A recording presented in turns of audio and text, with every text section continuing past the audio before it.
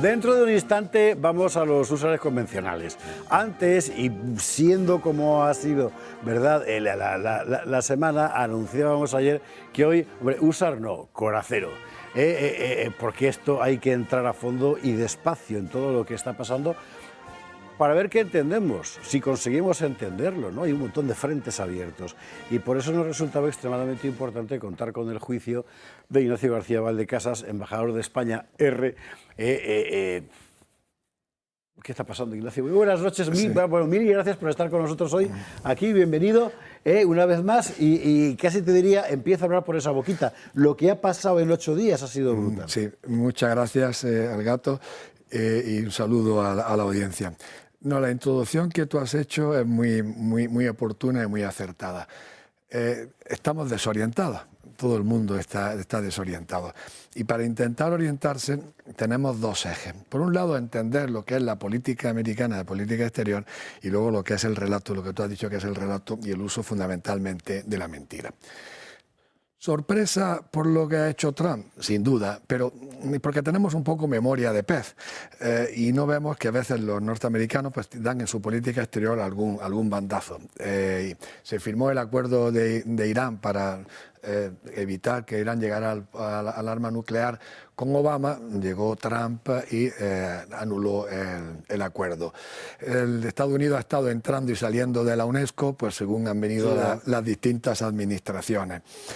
Y luego, junto a esa caótica, a veces cambiante política exterior, pues está lo que llamamos el síndrome de Saigón, en donde en algún momento determinado los Estados Unidos pues sienten una prisa irrefrenable por irse. Entonces, bueno, los que seguimos, por ejemplo, a Jeffrey Sachs, pues nos ha sorprendido un poquito menos esta aplicación del síndrome de Saigón, que lo vimos en Kabul, que lo vimos en Somalia, que lo vimos en Bagdad, y Jeffrey Sachs es muy gráfico. Él dice, como tengáis un problema serio y los Estados Unidos vengan a ayudaros, echaros a temblar porque corréis el riesgo de ser absolutamente destruidos. Yeah. Y efectivamente, pues eso ha ocurrido.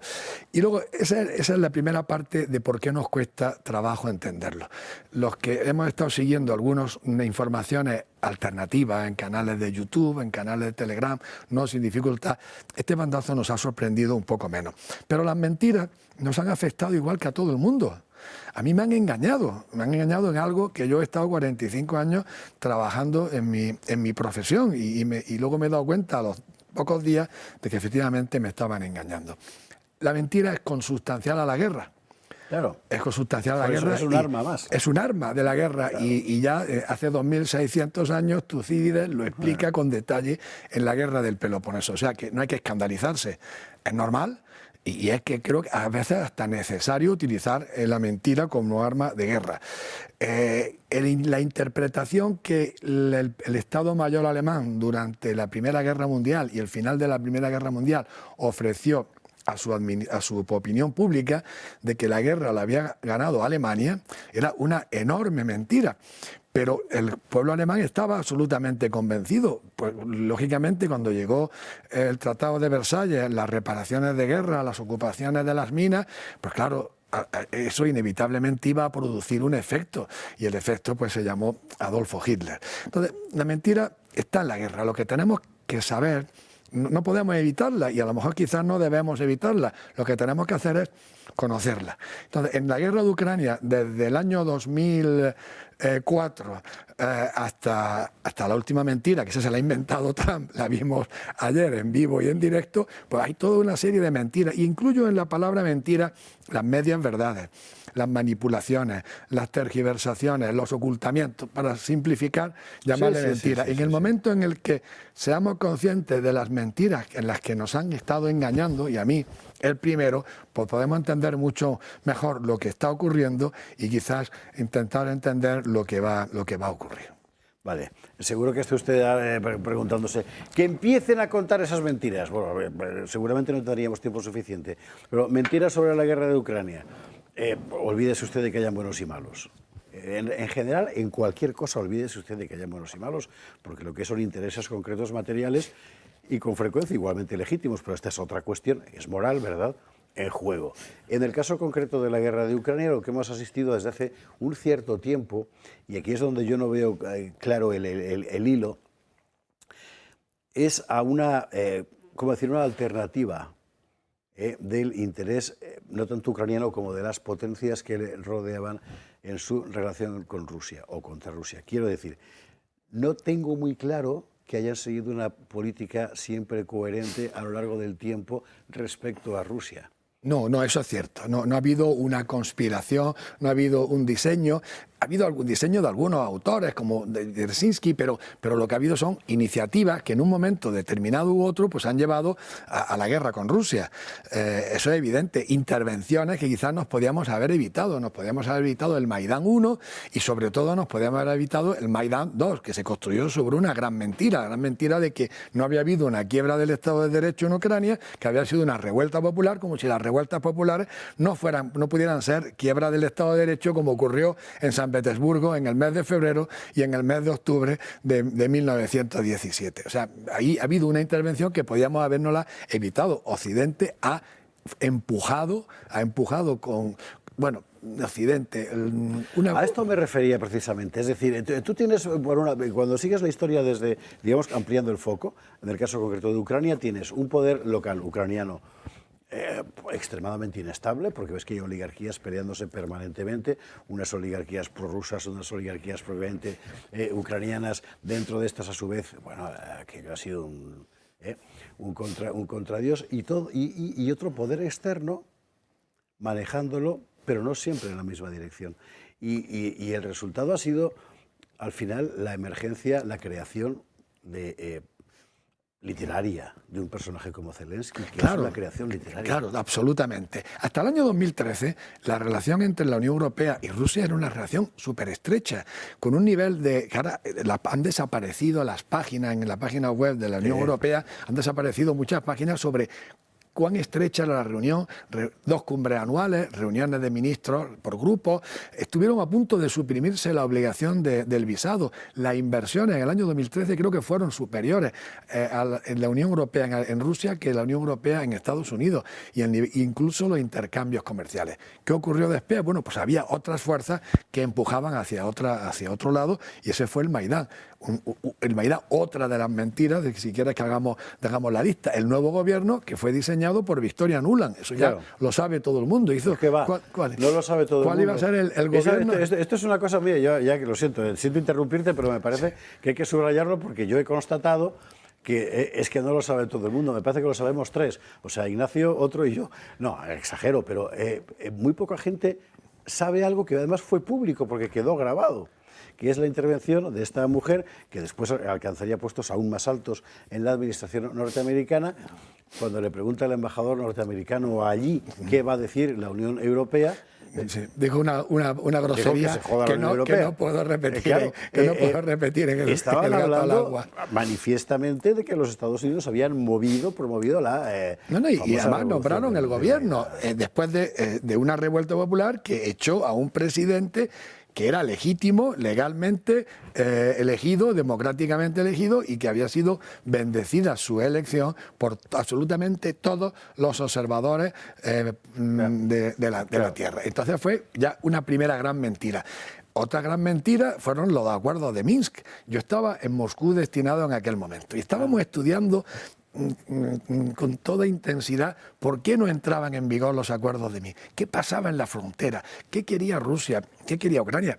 Claro, yo me fui y ya pues abandoné esa lucha, pero claro, pocos años después sale el señor presidente de la época, Poroshenko, Angela Merkel y François Hollande, que eran los mediadores de los acuerdos de Minsk, y dice que todo había sido una comedia, todo había sido una farsa para engañar al gobierno de Rusia, y que no tenía ninguna intención de poner en práctica los acuerdos de Minsk. Lo que se trataba de ganar tiempo para permitir a Ucrania rearmarse y tener un ejército lo suficientemente poderoso para conquistar por la fuerza e imponer por la fuerza en el Donbass y en Crimea. Claro, esa fue otra gran mentira, otra gran manipulación. Si no, yo insisto, si no se conocen todas las mentiras, todas las manipulaciones y todas las tergiversaciones, lo que está ocurriendo ahora no se entiende, es imposible, absolutamente imposible entenderlo. A raíz de eso vino otra mentira, que Ucrania seguía siendo un país absolutamente democrático, cuando lo primero que hizo el nuevo gobierno, la lista de Victoria Nuland, fue prohibir el ruso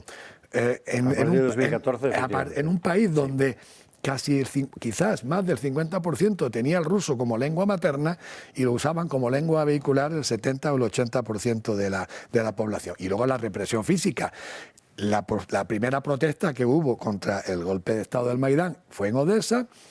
Los manifestantes fueron acosados por las fuerzas de orden, enviadas de orden, entre comillas, enviadas desde Kiev, se refugiaron en el edificio de los sindicatos que ardió con varios miles de personas dentro y nunca se investigó qué había pasado en esa matanza y nunca hubo un juicio y una condena. Y luego la guerra del Donbass. Algún día se publicarán las actas enviadas por los observadores de la OSCE.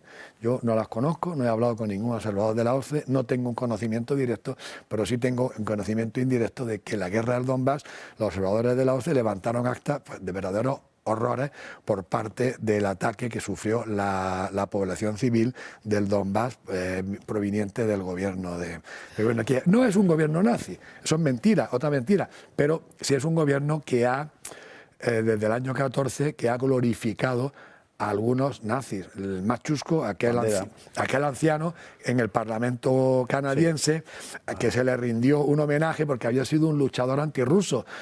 Y luego al día siguiente se descubrió que no era un luchador antirruso, sino que era un colaborador de la SS alemana en Ucrania, que lo que había sido había participado en las matanzas de judíos y de polacos en la Ucrania occidental. Esta es la típica historia que cuando la cuentas, luego todo el mundo te va a mirar mal, porque tienes la versión cinematográfica de la historia, pero vamos a ver, la vida en la Unión Soviética, años 20-30, era horrorosa.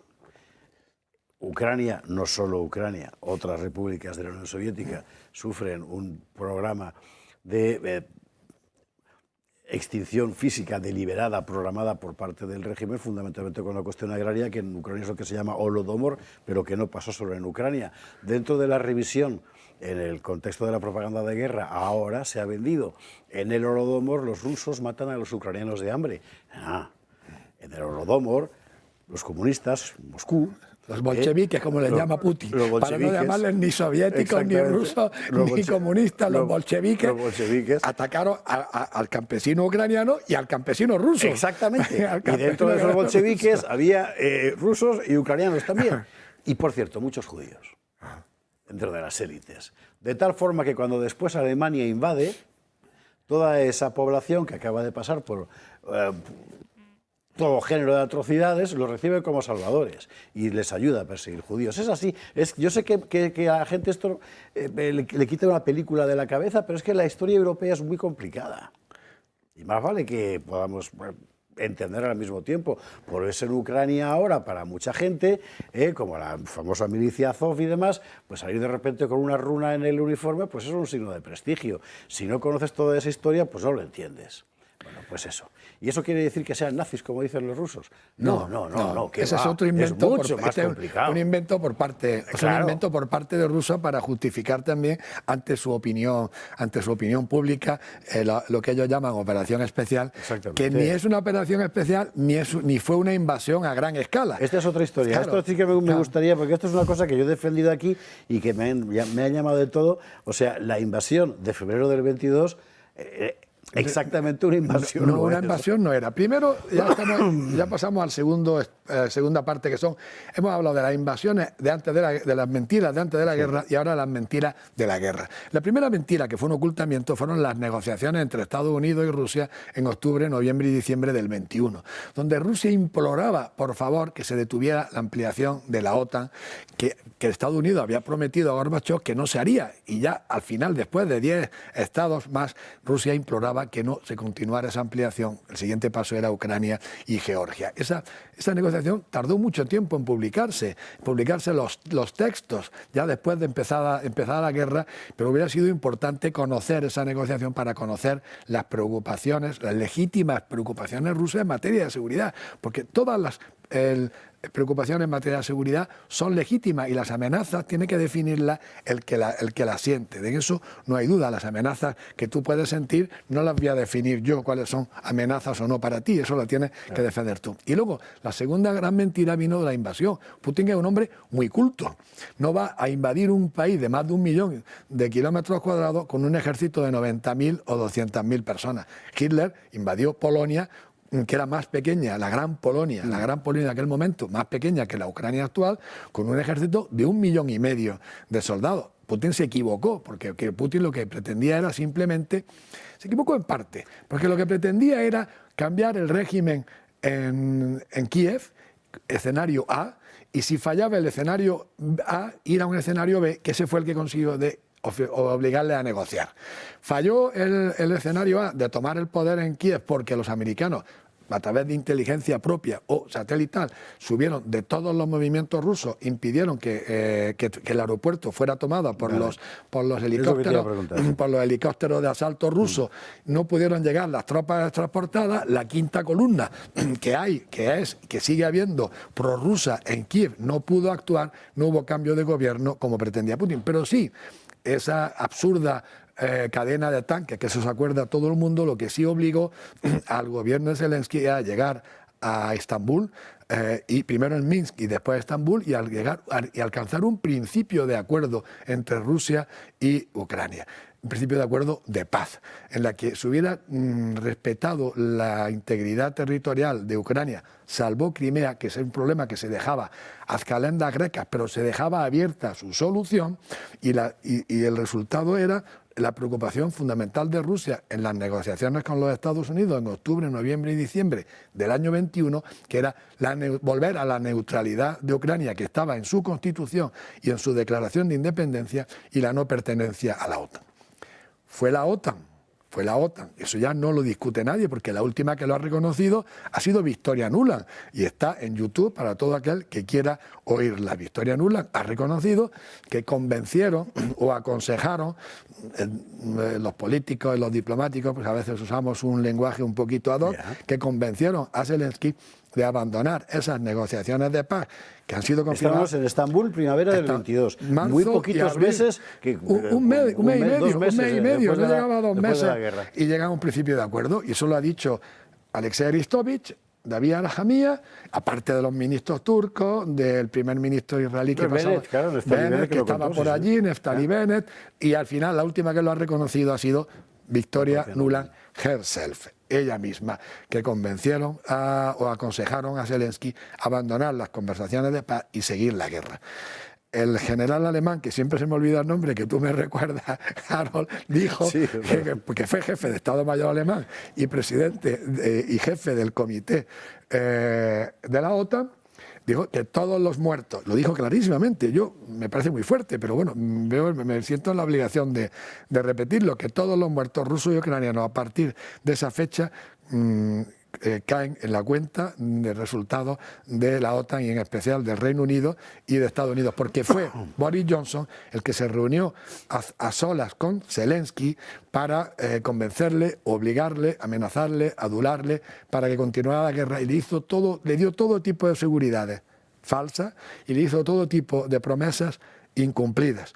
Y además lo hizo con cierta alevosía porque parece ser que invitó a su embajador a salir de la reunión para quedarse a solas con Zelensky, cosa que en el servicio diplomático británico es absolutamente extraordinario y inusual que un primer ministro se reúna con un primer ministro o con un presidente de un país extranjero sin que esté presente su embajador. Bueno, esto nos lleva a una situación entonces en la que estamos en la primavera del 22, ha habido una posibilidad de acabar con la guerra, incluso dejando a Zelensky como pacificador. Y él prefiere optar. Esto es muy importante tenerlo en cuenta para luego interpretar el famoso texto de Trump contra Zelensky. Es importante, o sea, Trump no está hablando a humo de pajas. Él sabe que cuando dice eso le está clavando un rejón a Zelensky, porque Zelensky sabe que él tuvo la oportunidad de quedar como el pacificador en aquel momento. Pues no lo sé, Javier, porque yo no conciencia de aquello. No, conciencia sí tenía. Lo que yo no sé es qué le dijeron, qué le dijo Boris Johnson. Es exactamente la pregunta no sé que te iba a dijo Boris hacer, Johnson. porque estás en una situación en la que realmente lo tienes todo en la mano. Es decir, no vas a perder la guerra contra el gran animal, o sea, contra Rusia, porque bueno, mal que viene, en fin, vas a poder salvar la cara, delante de tu pueblo vas a quedar como un héroe para siempre, el Occidente te ha pagado ya la campaña, acuérdese usted de la cantidad de libros que aparecieron por todas partes, o Zelensky el héroe, y entonces vas y en lugar de pájaro en mano, te vas al volando. al ciento volando. Pero a lo mejor le amenazaron, a lo mejor, que no lo sé lo que le dijo Boris Johnson. A lo mejor le amenazaron, a lo mejor le dijeron que no tenía otra alternativa que seguir la guerra. Boris Johnson, Tucker Carlson está detrás de entrevistarle y que le cuente la verdad. Te lo digo en passant, que le ha pedido $1 millón por la entrevista. $1 millón. Boris Johnson le pidió $1 millón. A Tucker Carlson. Eso se lo he oído yo personalmente. Sí que es periodista de profesión. Al final, o sea, joder. Bueno, le ha pedido $1 millón a Tucker Carlson. Y Tucker Carlson no está decidido a dárselo porque además duda de que le vaya a contar la verdad de lo que le dijo a Zelensky en privado, tal como está el patio ahora. A lo mejor dentro de 10 o 15 años se lo cuenta. Bueno. Entonces ya estamos en abril del 22. Y a partir de aquí, básicamente el discurso ha sido el mismo siempre. Hemos asistido a una absoluta confusión de la que aquí mismo hemos hablado, con cifras inverosímiles de bajas de unos y otros, con información completamente opaca del frente de guerra. Era complicadísimo, ¿verdad?, saber qué es lo que estaba pasando exactamente. Pero ahí hay 3 mentiras. Ahí hay 3 mentiras básicas y fundamentales. Bueno, o más. No, pero hay 3 que son básicas, que eso ha ido permeando en todo el discurso en el mundo occidental, países de la OTAN, no en África, no en América Latina, no en Asia, no en Extremo Oriente. La primera es que no existen las esferas de influencia y que la pretensión de Rusia de tener una esfera de influencia era absolutamente inaceptable. Es decir, que en teoría China podía establecer un acuerdo militar con México y poner una base militar en el Río Grande. Jeffrey Sachs, con la finura que le caracteriza, hizo un llamamiento urgente al gobierno de México y le dijo, medio en serio, medio en broma, no se crean lo que dicen en Washington y por favor no lleguen a un acuerdo militar con China, porque en el momento que establezcan una base militar de China en el Río Grande, van a ser invadidos en 24 horas sin previa negociación y sin previo aviso. O sea, la primera mentira de las 3 mentiras básicas de la guerra es que no existe, no, lo que pensábamos nosotros que Rusia era lo suficientemente débil para negarle la más mínima y la más pequeña esfera de influencia que ella pretendía. La segunda es que Ucrania había tomado esa decisión libremente, democráticamente, que era un país soberano, democrático. Claro, si tú tomas las encuestas, que todavía hasta hace poco existía la página web Wikipedia, encuestas OTAN, hasta el año 2012, el 35% de la población sistemáticamente se pronunciaba a favor de una alianza militar con Rusia y el 35% se pronunciaba a favor de mantener la independencia y un 20% se manifestaba a favor de acercarse a la OTAN. Entonces, claro, luego eligieron a un presidente democrático, Yanukovych, que era contrario, que optó por no acercarse a la OTAN y que tuvo que salir a fuerza. Esa fue la segunda mentira. Y luego la tercera mentira, que ya esa, digamos, no es mentira, pero es manipulación, es que esto de Ucrania no tenía nada que ver con el ingreso en la OTAN, sino que era el deseo del gobierno ruso, en especial de Putin, de reconstituir el imperio ruso. Y que Ucrania era simplemente la primera ficha del dominó. Entonces, bueno, los expertos militares, lo de alternativos como el coronel Douglas MacGregor, Ritter, etcétera, lo niegan. Pero es que luego los nuestros, en privado, yo he tenido esta mañana una sesión académica en el CSDEN con un altísimo cargo que venía de Bruselas y en privado nos ha dicho que no se concibe un ataque convencional de Rusia más allá, porque ha tardado 3 años en conquistar 50 kilómetros. Ha tardado 3 años en conquistar 50 kilómetros. Va a ir a conquistar 200, 300, 500, 1000, 2000 kilómetros. Nos quedan 3 minutos de entrevista y ya seguiremos hablando de mentiras. Pero todos estos temas que has tocado me parecen particularmente importantes para terminar de deshacer un poco la narrativa y meter mejor en contexto ese famoso post de Trump después de la reunión de Arabia. Es decir, el expansionismo ruso, que por cierto algunos dicen abiertamente expansionismo soviético. Comunista, ahora. Comunista, quizás, bueno. Sencillamente es que no es verdad, no se ha expandido para ningún lado. Sí, pero hay otra mentira mucho más fuerte, que es el desarrollo de los acontecimientos en el frente de batalla. Y ahí también, en privado, los nuestros te reconocen que la victoria de Rusia era absolutamente inevitable a raíz del fracaso de la contraofensiva ucraniana. Ahí han estado repitiendo la mentira absolutamente. Y algún día sabremos de verdad cuáles han sido las bajas ucranianas y las bajas de heridos y muertos en el frente ucranianas y Rusia, y creo que va a ser una cifra absolutamente escandalosa. Ahora usted estará preguntándose, ¿entonces ustedes están con Putin? Eso es producto precisamente de la horma narrativa. No. Estamos tratando de entender qué es lo que ha pasado para que ahora el presidente de la potencia hegemónica del mundo, por tanto el hombre más poderoso del mundo y el hombre con más información en el mundo, haga o diga exactamente lo contrario de lo que la mayoría de nuestros medios han estado diciendo y pensando 3 años sin parar. El secretario de Defensa dijo, cuando explicó la posición de Putin, que esta posición del presidente Trump obedecía única y exclusivamente a la situación en el terreno. Eso lo dijo Peter Hassett, dijo, obedece exclusivamente a la... Lo que ha hecho ha sido pues, darle una vuelta al relato, pero también reconocer la realidad. Y nos quedamos muchas mentiras, como la del Nord Stream, mentiras fabulosas donde me engañaron a mí durante mucho tiempo. Entonces, ha habido este cambio de relato y vienen otras mentiras, porque tampoco es cierto lo que ayer dijo Trump, que fue Ucrania la que empezó la guerra. Claro, es otra gran mentira, y ahora viene el tercer grupo de mentiras que empieza ahora, que son las mentiras que nos llevan a la paz. Hemos tenido las mentiras de antes de la guerra, las mentiras durante la guerra y las mentiras que nos llevan a la paz.